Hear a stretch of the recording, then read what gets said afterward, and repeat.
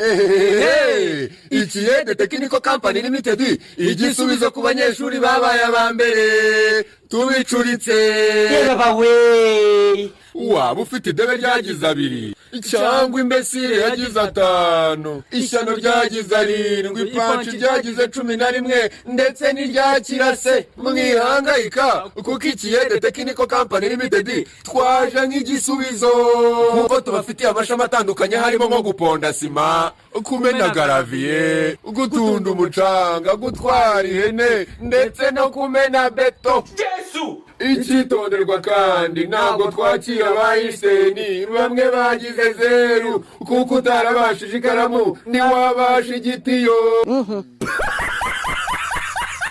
Ikiyede Technical Company Limited wadusanga ku mashantiye ahari inyubako zitaruzura. Ikiyede Technical Company Limited niba kwiga bikunaniye ngwino mu rugaga rw'abikorera. Amabuye kagasoma inguki wadebewe wishinyika. C'est quand